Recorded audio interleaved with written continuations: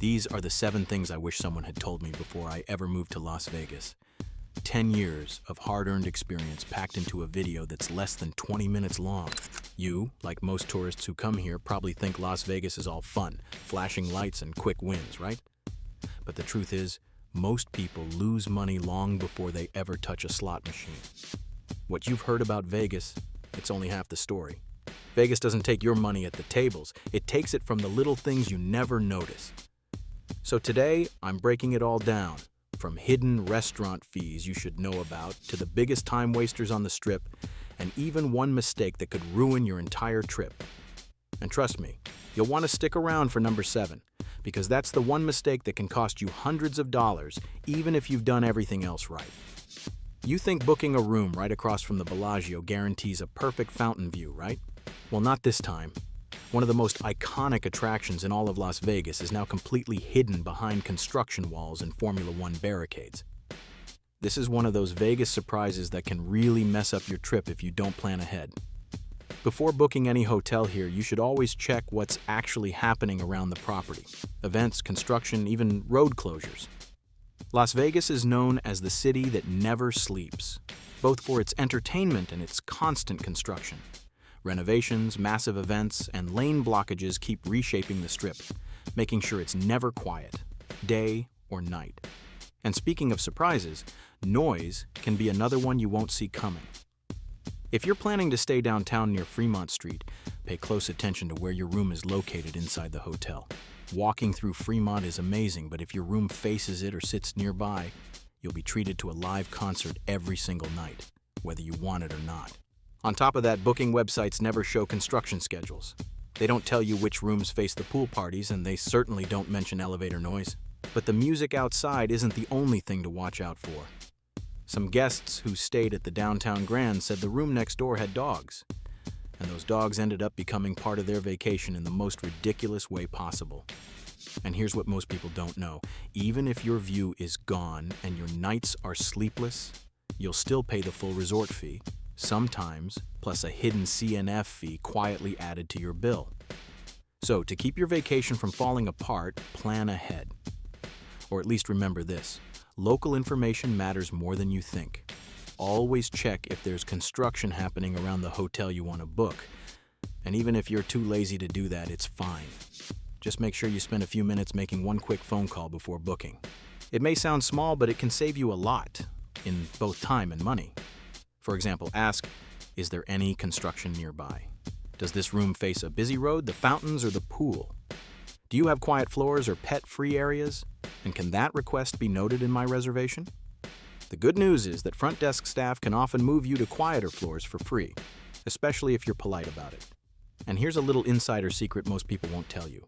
If you're staying at the Bellagio, pick a mountain view room instead of a fountain view. Everyone sees the Strip, but watching the Red Rock Mountains glow under the morning sun is something you'll actually remember. And if you get stuck in a noisy room and can't move, or if the sound of an air conditioner clicking on and off keeps you awake, bring a white noise machine. They're cheap on Amazon and a lifesaver for light sleepers. Location changes everything in Vegas. 2 identical rooms can give you completely different experiences depending on where they are in the building.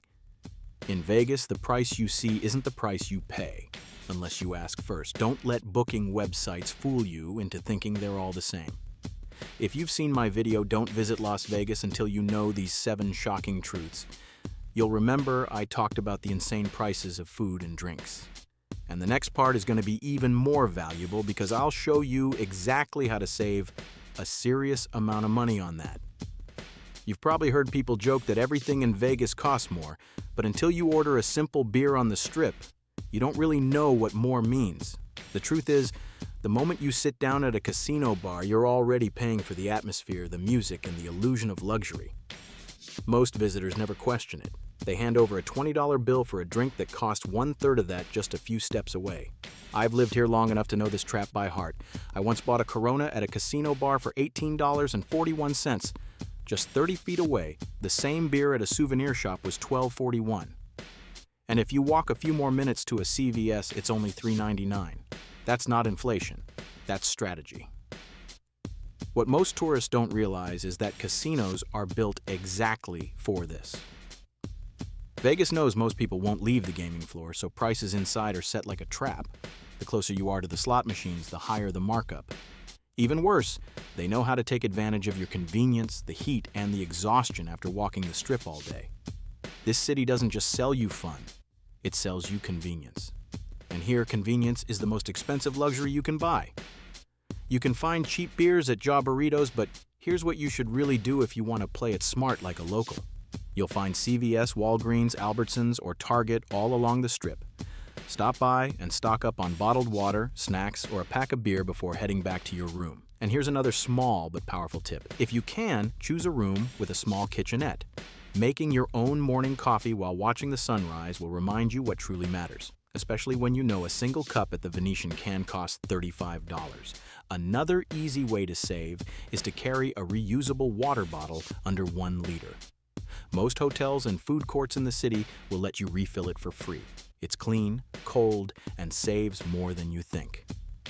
And here's a practical trick few people talk about. When you get back to your room, empty your bag and take it with you next time you go shopping at CVS or Walgreens. Fill it with snacks, drinks, or basic essentials. No delivery fees, no waiting, and no overpriced room service. It might not sound like the typical vacation move, but let's be honest.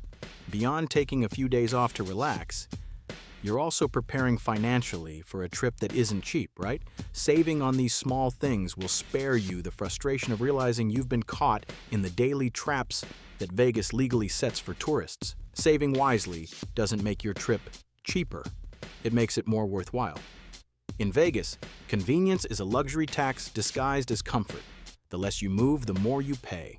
But just 1 block off the strip, everything changes. Lower prices, kinder locals, and a more genuine Vegas that doesn't need a receipt to prove it. Just remember, even outside the casino, not every smile is free, especially the ones waiting for your tip on the street. Along the Las Vegas Strip, you'll see superheroes, showgirls, and Elvis impersonators posing under neon lights, waving at tourists for photos. They smile, gesture, and say, "Free picture, go ahead." But if you've never been to Vegas, here's something most people don't know. In Las Vegas, nothing is ever truly free. I've lived here long enough to watch this little sidewalk act evolve into a full-blown business. The moment the photo is taken, that friendly smile often turns into a suggestion. Tips are appreciated. What starts as a cheerful interaction often ends in a tense argument about money. I've seen tourists happily snap a picture only to be surrounded moments later by 3 performers asking for tips. And if you pull out a single dollar bill, don't be shocked when they say, "But 20 per person, please." Some tourists hand over a few bucks. Others, out of embarrassment, pay $20, $40, even $60. And that's exactly how the trap works. On YouTube, you'll find countless frustrated tourists. One man said, "I'd rather give $60 to a homeless guy for drugs or booze than to a showgirl just for 1 photo." That sentence sums up what most people feel. Not because they're stingy, but because they feel tricked. And believe me, these performers know exactly how to make you uncomfortable enough to pay. So before you stop for that free photo, remember these 3 things. First, street performers are not legally allowed to set mandatory photo prices. Tipping is voluntary. But be careful, because some will use jokes or clever wordplay to make you pay more. Second, tips are completely optional. Some performers might tell you the average tip is $60, but in reality, it's far less. And third, the customer, not the performer, decides the amount. Always be polite but firm about what you're willing to give. The most important rule, don't let the performer decide for you. It's your wallet and no one else has the right to choose for you. As you keep walking down the strip, you'll find a whole world of chaos. Break dancers spinning in circles, mariachi bands playing upbeat tunes, bucket drummers, and silver-painted statues standing perfectly still. It's lively, colorful, almost magical, until someone extends a hand, waiting for you to pull out your wallet. Enjoy the music, admire the art, but never assume anything is free. And remember, not all of them are scammers. Some are genuinely talented and just trying to make an honest living. If you really want a photo, agree on the price first. Say it out loud so everyone can hear. That one sentence can save you an awkward moment and a handful of dollars. Some performances are worth $1 or $2. Small gestures that help them and make you feel good too But in other cases, you'll see tricks so subtle they can fool anyone who's too trusting or too shy to say no. Vegas is where the line between art and hustle blurs perfectly. And that's what makes this city so unique. It's a place where everything is an illusion, even the smiles on the street. And sometimes those smiles come with a price tag. And once you've dodged these smiling traps, there's still another kind of risk waiting ahead. I'll show you exactly what that is, if you're still with me by this point. There's one thing most tourists never think about, until it happens to them. Locals just smile and say, "Vegas will teach you that, sooner or later," and trust me, I learned it the hard way. I once tried walking barefoot around the same spots every first-timer gets excited to see, just 30 seconds. And what I saw was shocking. My feet turned black. When I put my shoes back on and took a few more steps, a piece of gum stuck to my sole, and tiny shards of glass were scattered nearby, ready to say hello. A few seconds more, and I might have stepped right on them. Believe it or not, that's how fast Vegas can humble you. Every year, Fremont Street and the Strip welcome millions of visitors. They spill beer, drop food, leave cigarette butts, and God knows what else. All of it stays there until the cleaning crews arrive, usually around 4 a.m. Walking barefoot means you're stepping on all of that. And it's not just the pavement. Casino floors are filthy too. People smoke, spill drinks, drop fries, and leave behind things you don't even want to imagine. You don't always see it because the carpet designs hide everything. But trust me, it's there. Talk to the night shift staff, and you'll hear a different story. Floors are deeply cleaned only once, between 3 and 5 a.m., when the last crowd finally leaves. One cleaner told me, "We pick up glass almost every hour, especially near the bars."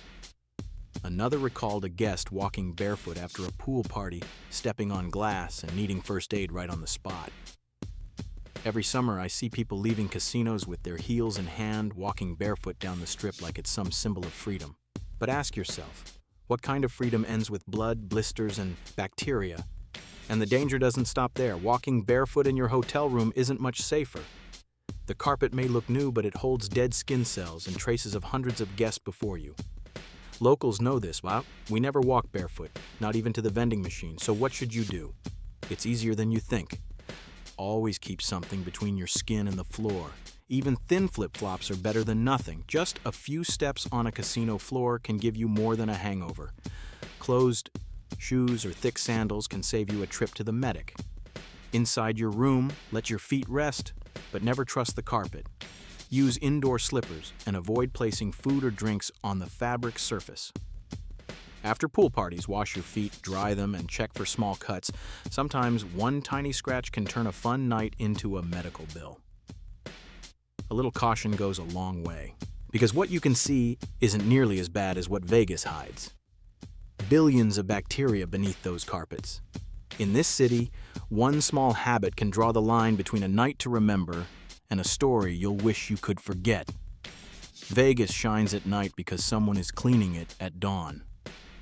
Between those two moments, the city runs on people and their traces. Most tourists never see that side, but now you do. Just like those of us who've lived here for over a decade. Wear shoes, keep your skin off the floor, and enjoy the lights for what they are. Beautiful, but deceiving. Here's something I wish someone had told me years ago. Keeping your feet safe in Vegas is easy, but keeping your money safe inside a casino, that's the real challenge. Vegas casinos can be a lot of fun, until you make the kind of mistake that makes every dealer and player roll their eyes. What really separates casual visitors from people who know what they're doing isn't how much they bet, it's how they play. There are a few unspoken rules on the casino floor, and knowing them can save you from embarrassment, or worse, from losing more than you planned. Tipping, for example, isn't optional. It's part of the Vegas rhythm. Dealers don't expect a fortune, just a small token of respect every now and then, especially when you're winning or wrapping up a good run. Some players even place a small bet for the dealer. You'd be surprised how far a friendly gesture goes. Good dealers remember you. They might remind you if you miss your usual bet or quietly point out a smarter move. It's not favoritism, it's mutual respect. But here's where most people get it wrong. They think luck decides who wins. You'll see people waving their hands, blowing on dice, or performing these odd little pre-roll rituals like they're summoning magic. Hate to break it to you, but none of that matters. Once those dice leave your hand, physics takes over. Same with roulette. 10 reds in a row doesn't mean black is next. That's called the gambler's fallacy. Every spin is independent. The wheel has no memory, and those bright digital boards showing past results, they're not helping you win. They're helping the casino profit. And please stop blaming the guy at the blackjack table for taking your card. Over time, his decisions help you as often as they hurt you. The house always has the advantage. That's how the math works. Luck doesn't owe you anything, and superstition only speeds up the loss. Still, none of these are as dangerous as the biggest trap of all, chasing losses. It starts small. You're down 200, then 4, then 6, and your brain whispers, one good win and you'll be back. That's the hook. That's how Vegas keeps you in your seat. The longer you play, the more the math catches up to you, because every single game has a built-in house edge. It's not bad luck, it's statistics. When you feel that urge to reach for your wallet, that's your cue to walk away. And whatever you do, stay away from the casino ATMs. Those $11.99 withdrawal and cash advance fees don't feel like much until you're paying them while losing. Vegas doesn't need to cheat you, it just needs you to keep believing you can win it back. And you've heard people complain about hidden fees in Vegas before, right? Resort fees, parking, bottled water. But I bet this number will surprise you the most, 4.9%. It's called the CNF fee, and it's hiding in plain sight. This one catches thousands of tourists off guard every single day here in Las Vegas, and most of them don't even know it. And if they do find out, it's usually too late. The CNF, or concession and franchise fee, is what restaurants pay to casinos for the right to operate inside those prime locations. But instead of covering the cost themselves, they quietly pass it on to customers. And here's the sneaky part. Sales tax is often applied on top of that fee, which means you're paying tax on a fee that gives you nothing in return. Yes, it's technically on the menu, but you'd have to squint to find it in microscopic print at the very bottom. I've seen plenty of visitors argue about it only to realize it's legal, because somewhere, on some menu, it's written in fine print that nobody reads. And lately, restaurants have found an even smarter way to hide it. No paper receipts. Instead, they hand you a portable card reader and say, "We're digital now, so convenient, right?" Sure, it's fast and contactless, but there's a reason they love it. You don't see the breakdown anymore. No line for fees, no details, just one clean total. You tap your card, smile, and walk away, never realizing you just paid 4 cents more for absolutely nothing. The truth is that CNF fee doesn't go to your waiter. It's not tax, and it's definitely not a tip. It goes straight into the restaurant's pocket, and they're counting on tourists not to notice or not to care enough to ask. 4.9% might not sound like much, but eat at a few places that charge it, and it adds up fast. Money that could have gone to something far more fun. So here's what you really need to do. Check the menu before you sit down. Check your bill carefully before you pay. Check Yelp, TripAdvisor, or local blogs like Vital Vegas if you want to be extra cautious. They often list which restaurants charge the CNF fee. And if you can, always ask for an itemized bill before you pay. That's never a bad idea. If you find a CNF fee, politely ask if they can remove it. The good news? Sometimes they actually will. And yes, that means paying a little more attention, like a temporary auditor on vacation. But believe me, saving your own money always feels better than getting paid to audit someone else's. When people talk about visiting Las Vegas, most imagine staying right here, the Strip. They book their rooms, eat at the restaurants, gamble at the casinos, and think that's all Vegas has to offer. But locals know something most visitors don't realize until it's too late. This area was built to maximize spending, not experience. Prices are higher, odds are lower, and everything, from the cocktails to the view, it costs more just because of the address. The real Vegas, the one locals love, is only a few blocks away. Take Ellis Island just off Flamingo.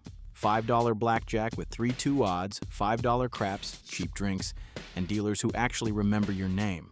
Tuscany has the same. Palms and Jerry's Nugget up north do too.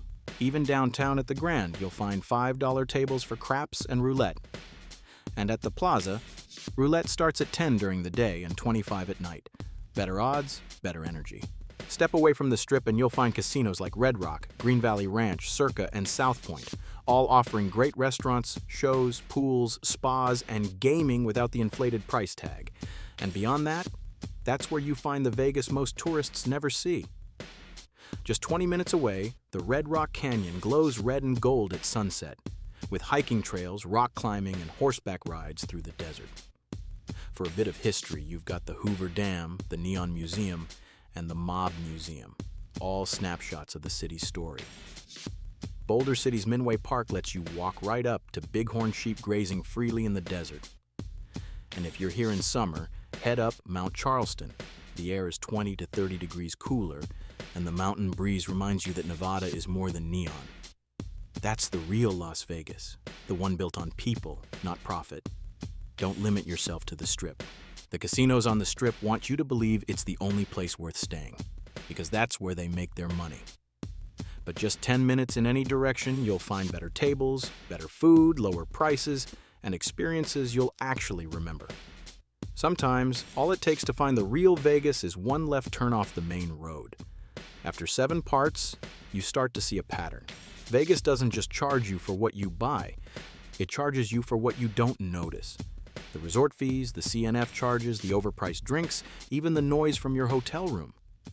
They're all reminders that comfort always has a cost, but once you learn how the system works, everything changes. You stop blaming the city and start playing smarter. You ask, you check, you walk a block farther, and suddenly, Vegas feels fair again. Because the truth is, this city rewards awareness. The ones who pay attention always leave happier. And with a little more left in their wallet. We've spent over 10 years living here watching this city change, learning the hard way so you don't have to. Everything you just saw took us a decade to figure out. And you just learned it in 20 minutes. If this video helped you see Vegas a little differently, let us know in the comments. What's the one thing that surprised you the most? And if you've been here yourself, share your own Vegas tip. Someone else might thank you for it. Don't forget to like, subscribe, and turn on the bell so you don't miss the next deep dive into the hidden side of America.